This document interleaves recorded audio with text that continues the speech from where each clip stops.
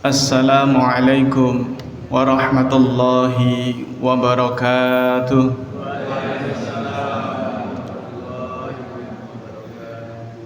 Alhamdulillah, nahmaduhu wa nasta'inuhu wa nastaghfiruh wa na'udzu billahi min shururi anfusina wa min sayyiati a'malina may yahdihillahu mudhillalah wa may yudlilhu fala hadiyalah.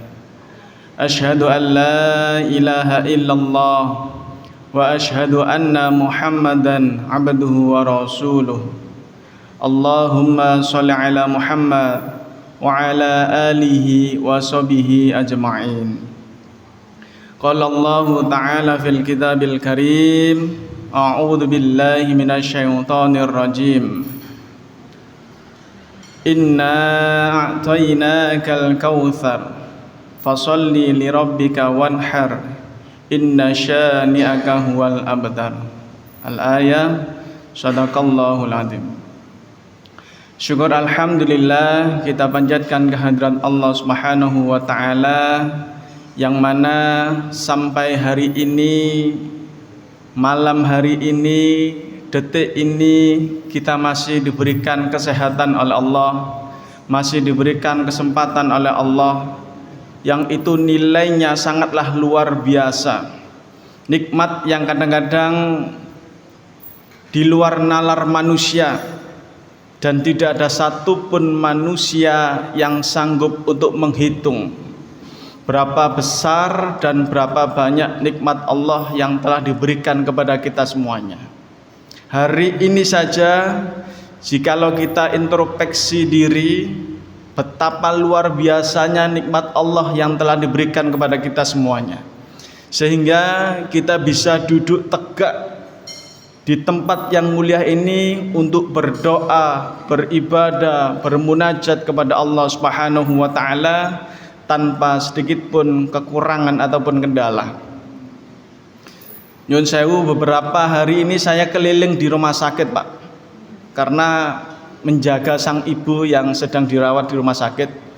Memang rumah sakit itu di luarnya kelihatannya bangunannya itu megah, luar biasa istimewanya, begitu indah, tetapi tidak seindah dengan apa yang ada di dalamnya, tak seindah apa yang telah menjadi siapa penghuninya di situ.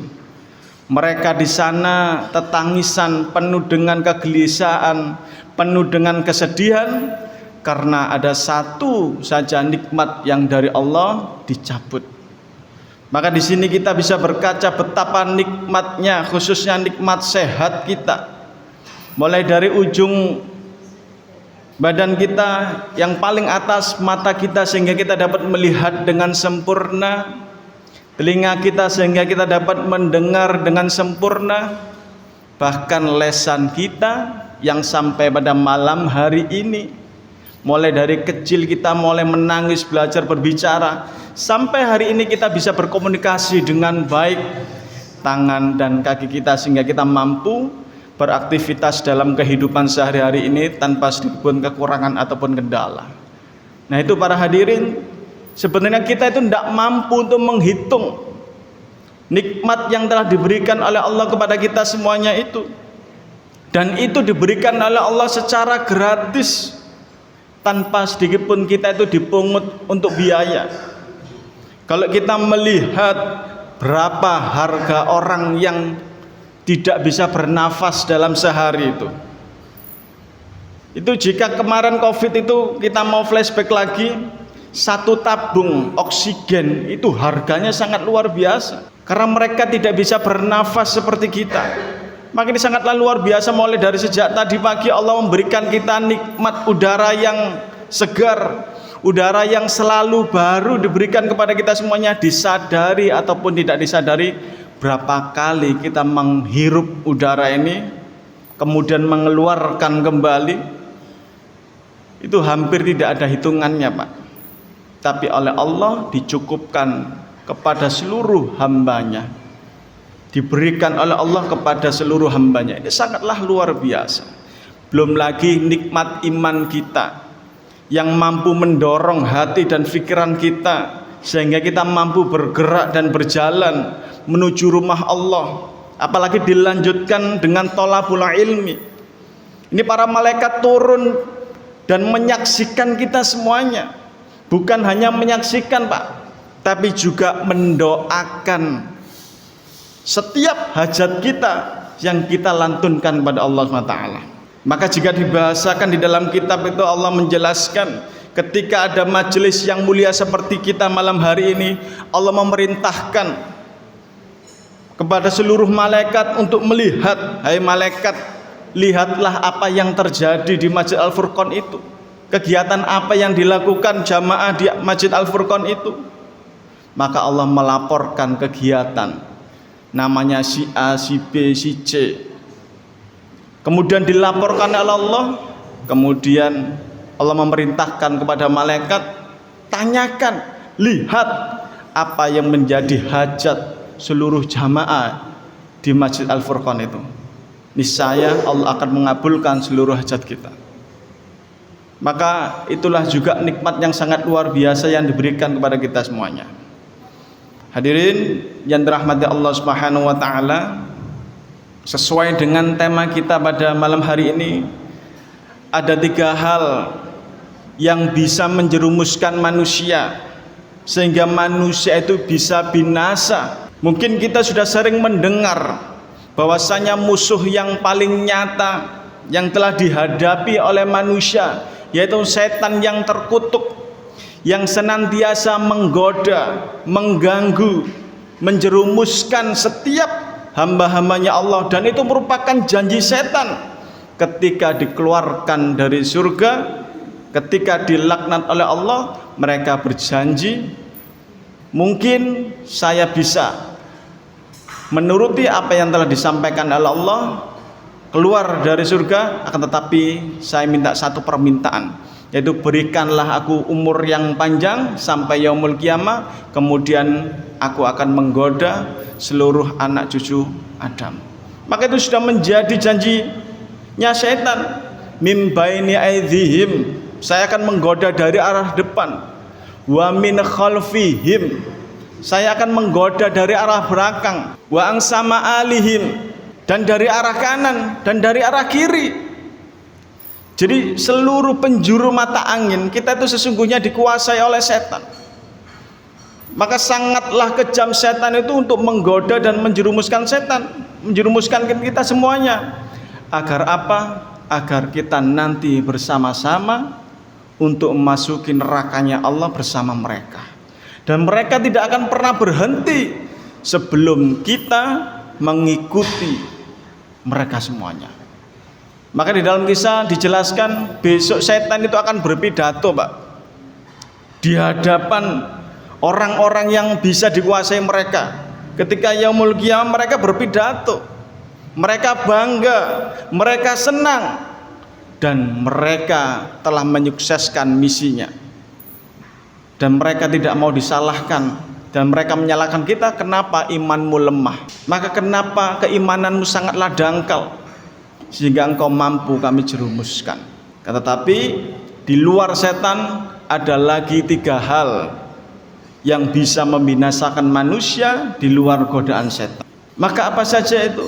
Yaitu kekikiran yang senantiasa kita taati, yang senantiasa kita turuti, itu akan menjadikan diri kita binasa. Kikir, napa Pak kikir?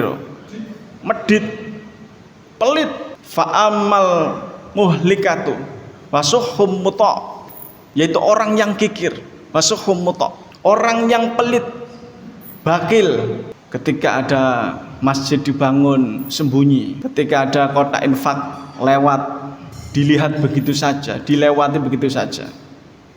Ini kita fair-fairan aja, Pak.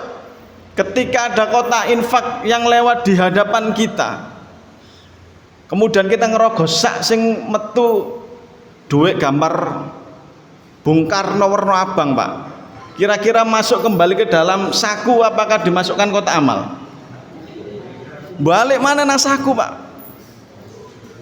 Digoleki mana metu duit gambar warna biru, Bu, ono tulisannya 50.000. Kira-kira mlebu tas maneh napa mlebu kotak amal, Bu? Balik nang tas maneh. Dirogo maneh nemu dhuwit gambar ijo, warna ijo, ana tulisannya 20.000. Dilebokno kotak infak napa mlebet maneh, Pak? Barang nemu, Pak, 2003, kemudian lungset, Pak, dijabut teko sak, dilebokno kotak amal apa mlebu sak maneh, Pak? Mambu lengogas bisa. Dilebokno kotak amal. Jadi itu menunjukkan kita itu belum bisa maksimal. Kita termasuk orang-orang yang fasuhum muta', orang yang kikir, orang yang bakhil. Maka orang bakhil itu sangat dibenci oleh Allah. Dan orang yang kikir, orang yang pelit, orang bakhil itu berarti bisa dikatakan keimanannya itu bukan berkurang, Pak, hilang, karena tidak mempercayai dengan janji Allah. Karena Allah sudah berjanji di dalam Al-Quran, hal jazaul ihsan ilal ihsan. Tidak ada kebaikan melainkan nanti akan dibalas dengan kebaikan pula oleh Allah. Kalau kita sudah tidak percaya dengan ayat ini, tidak mau melakukan apa yang telah diperintahkan oleh Allah, sedekah, infak, jariyah dan lain sebagainya, maka kita sudah ingkar, tidak yakin dengan hal jazaul ihsani ilal ihsan. In ahsantum ahsantum, fa in tasakum falaha. Barang siapa yang menanamkan kebaikan, maka kebaikan itu sesungguhnya untuk dirinya sendiri. Dan barang siapa yang menanamkan keburukan, maka sesungguhnya keburukan itu untuk dirinya sendiri. Jadi kalau kita kikir, bakhil, apalagi di jalan Allah, maka kita dikatakan sudah tidak beriman kepada Allah, karena tidak mau mempercayai ayat-ayat Allah. Maka itu sangatlah luar biasa, karena kita sudah tidak mempercayai. Padahal Allah berjanji, siapa saja di antara kita yang berbuat baik, maka Allah akan membalasnya. Famay ya'mal mithqala dzarratin khairan yarah. Meskipun sekecil buah zarah, Allah itu akan membalasnya, dan itu akan dilipat gandakan, Pak. Di ayat lain dijelaskan, jika kita 1000 saja, Allah akan melipatkan 70.000. Kita berbuat baik satu kali seperti menanam pohon yang akan nanti tumbuh beranting-ranting dan buahnya sangatlah banyak. Itu akan dilipat gandakan oleh Allah. Tetapi kita tidak bisa berpikir, Pak, kok kepingin sedekah 2.000 kok iso dadi 70.000. Tidak. Kita nanti sedekah 100.000 jadi 7 juta. Allah pasti akan membalasnya, mungkin tidak dengan balasan uang. Dengan sedekah kita dijauhkan dari balak dan musibah. Allah membalas kita dengan kesehatan yang tadinya harus dirawat di rumah sakit dengan biaya yang mahal. Dengan sedekah kita, Allah akan membalas kita dengan kesehatan. Mungkin dengan sedekah itu Allah akan menjadikan anak-anak kita anak-anak yang soleh dan solehah. Karena balasan Allah itu belum tentu sama dengan apa yang kita pikir. Allah tahu setiap kebutuhan kita. Maka kita jangan ambisi, Pak, nyumbang sepeda motor situ marono mendapatkan hadiah sepeda motor pitu. Enggak. Ono jalan sehat nyumbang sepeda gunung, berharap nanti bisa berlipat-lipat mendapatkan 7 sepeda gunung. Enggak. Tapi matematika Allah dengan matematika manusia itu beda. Kalau kita punya uang 100.000, kita sedekahkan 50.000, dengan matematikanya manusia otomatis uang kita tinggal 50.000. Tetapi bagi matematikanya Allah itu akan berlipat ganda. Harta kita yang kita sedekahkan, harta kita yang kita sedekahkan, dan itu tidak akan berhenti di situ. Itu nanti akan kita memetiknya, meraihnya bukan hanya di dunia, tetapi nanti di akhirat. Dan itulah harta kita yang sesungguhnya. Harta kita itu kan ada 3, Pak, ya. Yang pertama itu harta yang kita makan akan jadi kotoran. Yang kedua, harta yang selama ini kita gunakan. Dan yang ketiga, harta kita yang kita sedekahkan. Dan satu-satunya harta yang bisa abadi ini yang nomor 3, Pak. Harta kita yang kita sedekahkan. Allah memberikan kita nikmat yang banyak, rumah yang mewah, kendaraan yang luar biasa, yang mungkin orang lain tidak bisa membeli seperti kita. Kita telepon dealer motor datang, kita telepon dealer mobil datang. Mungkin orang lain tidak pernah bisa membeli itu. Tapi harus kita sadari bahwasanya itu merupakan fasilitas dari Allah, titipan dari Allah. Tergantung kita gunakan untuk apa itu. Maka sesekali kita jangan menjadi orang yang fasuhum muta', orang yang kikir. Karena itu nanti kita tergolong orang-orang yang tidak bisa beriman kepada Allah. Karena kita tidak mau lepas dari ayat Allah ini. Kemudian yang kedua adalah orang yang senantiasa mengikuti hawa nafsunya. Wahuwan muttaba', yaitu orang yang tidak bisa mengendalikan hawa nafsunya. Sak pinter-pintere wong, sak beriman-imane wong, taat beribadah, tetapi tidak bisa mengkondisikan hawa nafsunya, pasti kalah, Pak. Karena musuh yang sangat besar itu melawan hawa nafsu. Para Rasulullah SAW itu setelah perang Badar, Pak. Perang Badar itu kan perang yang paling besar. Kemudian meraih kemenangan, kemudian pulang sambil membawa harta rampasan perang. Kemudian para sahabat sangat gembira, sangat senang karena mengalami kemenangan. Tetapi di situ Rasulullah bersabda, jangan senang dulu karena kita kembali perang melawan musuh yang sangat berat.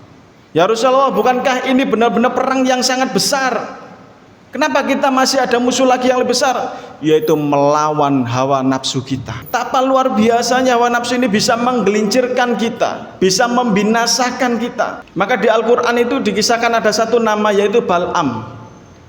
Bal'am ini seorang ulama, Pak. Seorang ulama besar yang sangat luar biasa, dan doanya itu selalu dikabulkan oleh Allah. Bal'am ini seorang ulama yang hidupnya itu pada zamannya Nabi Musa. Ketika itu Bal'am ini sangat dekat sekali dengan kepemimpinan. Apapun yang diminta oleh kepemimpinan tersebut, apapun yang dibutuhkan oleh negara tersebut, itu ketika Bal'am berdoa kepada Allah, Allah pasti senantiasa akan mengabulkan. Pada suatu ketika ada surat kabar bahwasanya Nabi Musa itu akan menemui Bal'am, berangkat ke negerinya. Maka sang pemimpin ini grogi, Pak. Sang Bal'am ini pun juga ikut demikian. Jangan-jangan nanti ada yang menandingi saya. Jangan-jangan nanti reputasi saya itu menurun gara-gara Nabi Musa. Kemudian sang pemimpin ini meminta kepada Bal'am, Bal'am, berdoalah kepada Allah, hancurkanlah Nabi Musa. Maka Bal'am mengatakan, wahai pemimpin, itu perbuatan yang sangat tidak baik. Saya tidak mungkin berdoa kepada Allah untuk menghancurkan kekasihnya, untuk menghancurkan nabinya. Maka di situ sang pemimpin ini memberi harta yang besar, harta yang banyak, dan yang dibujuk adalah seorang istrinya. Maka karena istrinya sudah dapat dibujuk, mendapatkan rayuan harta yang bergelimang, dan sudah di hadapan mata, maka membisiki kepada sang suami, yaitu Bal'am tadi. Maka karena hawa nafsunya ini kalah, yang berpikir sifatnya itu duniawi, kepingin mengumpulkan harta yang banyak dengan tipu daya suami istrinya tadi, maka Bal'am ini mau. Dia berpikir ketika nanti berdoa untuk menghancurkan, menyusahkan Nabi Musa, dia bisa bertobat kepada Allah. Maka benar, Pak, Nabi Musa beserta kaumnya Bani Israel berangkat untuk menemui Bal'am. Ketika di situ diberilah wanita-wanita cantik, kemudian mereka berzina semuanya kecuali Nabi Musa. Maka di situ Bal'am berdoa, lihatlah kelakuan umatnya Nabi Musa, ya Allah, maka hancurkanlah mereka. Mereka sudah melakukan perbuatan yang telah Engkau larang. Benar, ketika di situ semua kena azab dan meninggal dunia. Hanya satu yang selamat, yaitu Nabi Musa. Kemudian Nabi Musa berdoa untuk mencari tahu kenapa kok bisa seperti ini. Maka dikasihlah tahu bahwasanya yang berdoa seperti ini kehendak Bal'am. Maka disitulah Nabi Musa berdoa kepada Allah, ya Allah, sebagaimana doanya Bal'am, maka kabulkanlah doaku, kembalikanlah ini semua kepada Bal'am. Dan azab itu langsung kembali kepada Bal'am. Yang Bal'am dulunya menjadi ulama yang besar, ulama yang terkenal, dan ulama yang dikenal dengan doanya yang langsung dikabulkan oleh Allah, hampir menyamai dengan Nabi, maka dibalik dan dihinakan oleh Allah, dijauhkan dari Allah, dihinakan hidupnya, doanya tidak pernah dikabulkan oleh Allah dan tidak disegani oleh orang sekitarnya. Karena apa, Pak? Karena menuruti hawa nafsunya. Maka kita yang sudah bagus seperti ini, beriman kepada Allah, nafsunya bisa dikondisikan, yang sekarang seharusnya enak-enakan santai dengan keluarganya, apalagi hari Ahad ini, Pak, hari santai, hari libur. Kalau orang yang berduit melencer, Pak. Tetapi kita bisa mengondisikan hawa nafsu kita, berangkat ke Masjid Al-Furqan untuk thalabul ilmi. Ini namanya bisa mengondisikan ilmunya. Jangan sampai kita kena tipu daya karena hawa nafsu kita ini, Pak. Karena itu musuh yang sangat besar, dan besarnya itu melebihi daripada perang Badar. Maka harus kita kondisikan. Mungkin yang pertama terpaksa, yang lama-lama akan menjadi terbiasa. Dan itu kalau bisa, Pak, jangan hanya diri kita. Monggo anak-anak mudanya, anak-anak kita, generasi-generasi penerus bangsa, generasi-generasi yang nantinya akan memakmurkan masjid ini, meramaikan masjid ini, kita ajak, kita gandeng, Pak. Mungkin awalnya mereka terpaksa karena enak-enakan gadget, Pak, sekarang HP-an. Masya Allah, kalau melihat zaman sekarang itu ironinya sangat luar biasa, Pak. Kalau kita lihat WA group itu, Pak, rata-rata punya WA, Pak, ya. Kita melihat share-sharean itu, rata-rata orang itu merasa dirinya yang paling benar, ilok-ilokan, merasa pendapatnya itu yang paling benar. Ada temannya si A nge-share gini, disalahkan, dikritik. Ada temannya yang satu yang nge-share seperti ini, dikritik, disalahkan. Itu sangat luar biasa zaman sekarang gadget itu. Perkembangan zaman ini kalau kita tidak bisa mengontrol, mengondisikan hawa nafsu kita, kita bisa tergilas, Pak, dengan apa yang kita miliki. Seperti yang dikatakan sejak awal tadi, ini merupakan fasilitas dari Allah. Tergantung kita mengkondisikan, tergantung kita bagaimana caranya bisa menggunakan dengan baik fasilitas yang telah diberikan oleh Allah ini. Maka kata Rasulullah, didiklah putra-putrimu sesuai dengan zamannya. Kalau sekarang zamannya gadget, Pak, jangan ditinggal. Kita kalau bisa masuk dan ikut belajar agar tahu. Pak Samsul mendatangi saya, Ustadz, mohon izin nanti live streaming. Saya lihat padahal sudah jiwanya sudah beralih kepada keputih-putihan, Pak. Tapi gagasannya tidak kalah dengan anak muda. Luar biasa, live streaming. Perkataan yang sulit dikatakan seusia beliau, live streaming, Bu. Wangel, Bu, ngomongnya. Apalagi mempraktekkan. Nah, ini kita tidak boleh tergerus dengan zaman. Kita ikuti agar kita bisa memantau, mengontrol anak-anak kita. Karena puncaknya negara kita, puncaknya agama tergantung dari generasi penerus. Mereka lah nanti yang akan memimpin kita. Mereka lah nanti nasib masjid ini mau dikemanakan tergantung dari mereka. Harus benar-benar kita tanamkan mulai dari sekarang. Karena HP ini sangat luar biasa, gadget ini, Pak. Game ya, Mobile Legend, kemudian ML ya, apalagi itu dan lain sebagainya. Game itu kan sifatnya membunuh, Pak, ya. Menghancurkan, mengalahkan. Ketika dia tidak bisa bergerak, maka musuhnya itu akan ditembak. Musuhnya itu akan dihancurkan. Dan itu rata-rata di dunia maya dibawa ke dunia nyata, Pak. Sama anak-anak kita, kalau kita tidak membekali mereka dengan keimanan, seorang guru dihancurkan, seorang guru akan dipukul, dan nyun sewu bahkan kedua orang tuanya fenomena pada saat ini, yang mana kedua orang tuanya yang membesarkan mereka, mendidik mereka, Tetapi ketika mereka sudah pandai, pinter, dewasa, orang tuanya digugat, orang tuanya diusir dari rumahnya. Bahkan tidak sedikit, banyak orang tua yang dihabisi oleh anaknya sendiri. Ini karena mereka termakan oleh gadget. Kalau kita yang tidak membina mereka, Pak, maka mereka akan dibina oleh gadget kita. Maka kita harus hidup berdampingan, bukan menghindar dari gadget ini. Ini kan modern, Pak, ngaji seperti ini. Kan modern. Ini mengikuti perkembangan zaman. Maka tidak salah Rasulullah pada saat itu ribuan tahun yang lalu mengatakan, belajarlah kamu sampai ke negeri Cina. Sudah terbukti, Pak. HP Cina, sepeda motor Cina, mobil Cina, AC Cina, sajadah loh Bu, Cina loh, Cina semuanya ini. Maka benar jauh-jauh hari Rasulullah mengatakan seperti itu. Maka kita harus bisa mengondisikan, Pak, hawa nafsu kita agar kita tidak bisa terjerumus. Memang setan bahaya, Pak, tapi lebih bahaya lagi unsur dari manusia itu sendiri. Sifat keker yang selalu diikuti, hawa nafsu yang senantiasa dituruti. Lalu yang ketiga adalah kesombongan, Pak.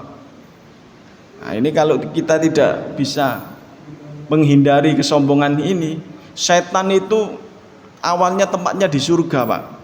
Tetapi karena kesombongannya tidak mau sujud kepada Nabi Adam, dalam artian bukan menyembah, tetapi untuk menghormati Nabi Adam, karena satu saja sifatnya kesombongan, maka diusir dari surga. Hanya satu sifat, Pak, sombong. Lah kita itu sifatnya lebih daripada sombong. Sombong iya, dengki iya, iri iya, rasan-rasan iya, sholatnya telat iya. Lah satu sifat sombong saja sudah diusir dari surga, apalagi kita. Masya Allah ya. Maka jangan pernah berpikir bahwasanya ibadah kita itu yang paling baik, Pak. Jangan berpikir ibadah kita itu yang paling sempurna dan paling benar. Maka ini ada sebuah syair ya, bukan hadis, Pak, syair. Beribadahlah kamu seakan-akan kamu itu mati besok, dan bekerjalah kamu seakan-akan kamu akan hidup selama. Itu bukan hadis, Pak ya, bukan itu. Itu hanya kiasan saja, karena rawinya, riwayatnya belum jelas. Itu, Pak, itu hanya sebagai motivasi kita. Jadi tekunlah kita beribadah, rajinlah kita beribadah seakan-akan nanti itu kita akan mati. Maka insya Allah ibadah kita itu semakin khusyuk kepada Allah, semakin yakin akan kehadiran Allah, semakin yakin bahwasanya amalan kita nanti akan dihisab oleh Allah. Dan bekerjalah kita seakan-akan kita akan hidup selama-lamanya. Itu dapat memotivasi kita akan bekerja semakin semangat dan tidak meremehkan pekerjaan kita, tetapi kita semakin menghargai aktivitas kita. Maka yang sangat ditakuti oleh Rasulullah SAW itu bukan karena bagusnya ibadah kita, tidak, tetapi karena kita saking rajinnya beribadah, cintanya kita terhadap Al-Quran, cintanya kita kepada masjid rumah Allah ini, kemudian kita menyombongkan, membanggakan ibadah kita. Maka itu sangat ditakuti oleh Rasulullah. Ada sahabat itu yang rajin beribadah, kerasan Pak nang masjid, gemar bersedekah, tapi yang dikhawatirkan oleh Rasulullah, dia bangga dengan amal ibadahnya sehingga hanguslah amalnya, hilanglah pahalanya, karena merasa dirinya itu paling bersih, paling suci, paling rajin di masjid, dan seakan-akan dia sudah ahlul jannah. Padahal belum finish, Pak, kita itu, Pak. Makanya setiap khotib itu mengatakan di dalam mimbarnya, ojo sampai mati sebelum kita itu bertakwa kepada Allah. Jangan sampai kita mati dalam keadaan tidak bertakwa kepada Allah, Pak. Kita itu belum game over, belum. Kita itu sedang perjalanan menuju kematian. Jadi apa yang kita lakukan hari ini itu adalah menulis lembaran-lembaran yang nantinya akan dipertanggungjawabkan oleh diri kita terhadap Allah. Kita menulis Pak ini Pak, menulis buku catatan kita yang nantinya akan dilaporkan oleh Allah. Maka kita itu semuanya pelaku hari ini Pak, pekerja, mempraktekkan apa yang telah diperintahkan oleh Allah yang nantinya kita pertanggungjawabkan di hadapan Allah Subhanahu wa taala. Termasuk hari ini kita sedang mengisi buku catatan tersebut, Pak. Maka kita itu sesekali lagi belum final, belum finish, dan hidup itu sangat singkat, Pak. Singkat. Saya itu juga tidak terasa. Kemarin saya masih pakai baju seragam SMP, mau SMA, kuliah. Sekarang tiba-tiba sudah menikah dan punya anak, Pak. Begitu jenengan yang tiba-tiba sekarang usianya tidak terasa, rambut sudah mulai memutih. Itu salah satu surat dari Allah. Tidak terasa kulit ini sudah tidak rapi lagi, berkerut. Cara nak laler nemplek ngono kecepit, Pak. Saking kerutnya. Itu merupakan surat dari Allah, peringatan dari Allah, tanda-tanda kita menuju kepada Allah. Satu demi satu kenikmatan kita diambil oleh Allah. Yang dulu ketika usia kita 20 tahun kita berlari bersekencang mungkin, gak masalah Pak. Tapi seusia Pak Samsul sekarang berlari sekencang mungkin Pak, menesok ono pengumuman Pak. Jadi itu merupakan takdir Allah, surat dari Allah yang diperuntukkan untuk kita semuanya. Maka ketika kita sudah dipertemukan tiga hal yang sudah diciri-cirikan oleh Allah, yang pertama apa Pak? Orang yang kikir, bakhil, pelit ya. Yang kedua yaitu orang yang senantiasa menuruti hawa nafsu. Dan yang ketiga orang yang sombong. Dan ini ada penawarnya Pak, agar kita selamat. Juga ada tiga sudah saya siapkan. Yang pertama yaitu senantiasa ingat kepada Allah, mendekatkan diri kepada Allah. Maka Rasulullah SAW pernah ditanya oleh salah satu sahabat, ya Rasulullah, jelaskanlah kepadaku apa itu Islam, sehingga aku tidak bertanya lagi kepada selain Kau ya Rasulullah. Maka Rasulullah SAW menjawab, amantu billah tsumma istaqim. Berimanlah kepada Allah lalu istiqomah. Jadi keimanan kita itu harus senantiasa istiqomah Pak. Kenapa sih Pak istiqomah itu? Terus menerus, stabil Pak. Jangan sampai terputus. Jangan sampai gak diterusno Pak. Keimanan itu harus senantiasa menempel di dalam kolbu kita. Bukan hanya sekedar menempel, tapi harus ditanamkan. Setelah ditanamkan harus ditumbuhkan. Setelah ditumbuhkan harus kita buahkan agar keimanan kita semakin menjadi, keimanan kita semakin berbuah. Maka harus itu melekat di dalam kolbu kita Pak. Amantu billah tsumma istaqim. Maka jikalau kita senantiasa beriman kepada Allah, ingat kepada Allah, hawa nafsu itu minggir Pak. Kikir itu minggir karena kita senantiasa ingat kepada Allah. Orang kata infak lewat, ingat kepada Allah. Sing kate dilebokno 2.000 balik maneh Pak ganti sing 50.000. Karena apa? Ingat Allah itu akan mengawasi kita. Allah itu melihat kita. Setidak-tidaknya kita sungkan. Kadang kayak 2.000 itu di hadapan Allah itu sungkan. Karena kita ingat kepada Allah, kita mendekat kepada Allah. Kita mau meninggalkan sholat maksiat Pak, meninggalkan sholat, hati kita bergetar, ingat kepada Allah.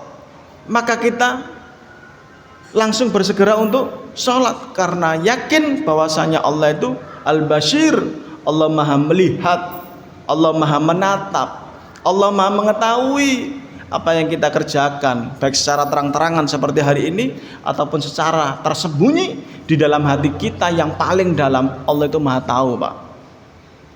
Dan kalau itu kita sadari, kita senantiasa ingat kepada Allah, maka ketika kita mau berbuat maksiat nggak jadi Pak. Kita mau menuruti kekikiran kita, nggak jadi, gagal.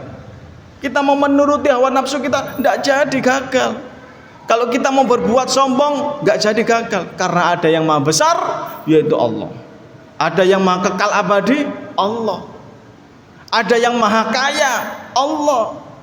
Kita ingat Pak, Maka insya Allah dengan ketika kita senantiasa ingat kepada Allah Subhanahu wa taala, insya Allah kita berada di dalam koridor yang sangat benar. Dan ini harus senantiasa kita pupuk, Pak. Makanya Ustadz Uun mengadakan kajian seperti ini itu untuk mengecas keimanan kita, Bu. Keimanan kita itu kadang-kadang kan goyang, naik turun. Nah, ini saat ini kita dicas keimanan kita itu agar semakin meningkat, semakin bertambah, semakin kokoh. Makanya di lagu itu kan kalau kita itu kepingin menjadi orang-orang soleh, maka kumpulono orang-orang yang soleh. Kalau kita ingin menjadi orang yang baunya harum, ya mendekatlah dengan orang yang jualan parfum. Nek kepengin ambune amis yo nang pasar gembulong dodol pindang. Maka tergantung pergaulannya. Kalau hari ini kita kumpul dengan orang-orang soleh, insya Allah kita akan menjadi orang yang soleh dan digolongkan oleh Allah orang yang soleh dan kembali kepada Allah dalam keadaan soleh, dan nantinya di akhirat kita dikumpulkan oleh Allah dengan orang-orang yang soleh, dan Allah memberikan hadiah kepada orang-orang yang soleh. Itu Pak, karena itu sudah janji Allah.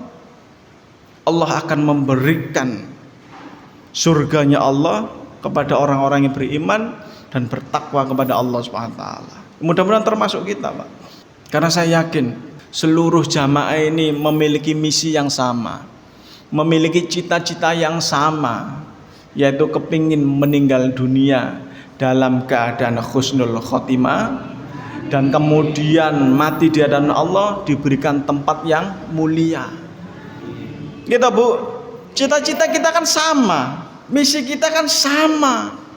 Kita berangkat di tempat yang sama, yaitu surganya Allah, diturunkan di tempat yang sama, yaitu buminya Allah. Maka marilah kita kembali dengan cara bersama-sama di tempat yang sudah disediakan oleh Allah, yaitu tempat yang mulia, fi jannati adn, yaitu surga adn yang sudah dipersiapkan oleh Allah untuk hamba-hambanya yang soleh. Itu kan nikmat, Pak ya. Kadang-kadang pikiran kita itu kan sadar, Pak ya, orang yang soleh, rajin beribadah, rajin sholat, rajin membaca Al-Quran, itu masuk surganya Allah. Sadar, Pak ya, sadar.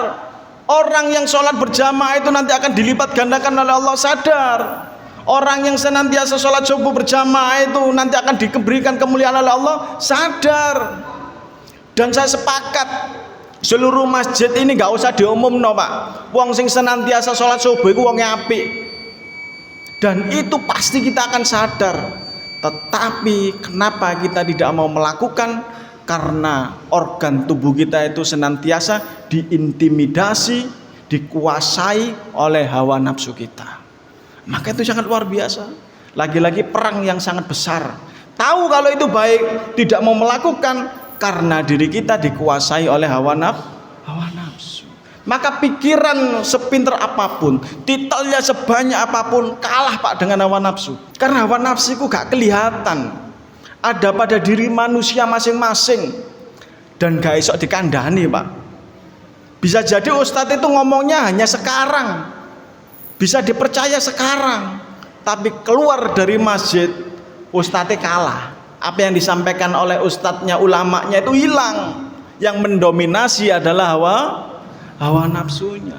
Maka setelah dicas oleh Ustadz Uun ini, marilah kita jaga, Pak. Kita pelihara, jangan sampai terlepas begitu saja, jangan sampai tercecer begitu saja. Mendekatlah kepada Allah. Jadi yang kedua, hendaknya kita menjadi orang yang sederhana, Pak. Tidak usah muluk-muluk. Hanya menjadi orang yang sederhana, artinya apa? Kita kembali kepada ajaran Rasulullah Sallallahu Alaihi Wasallam.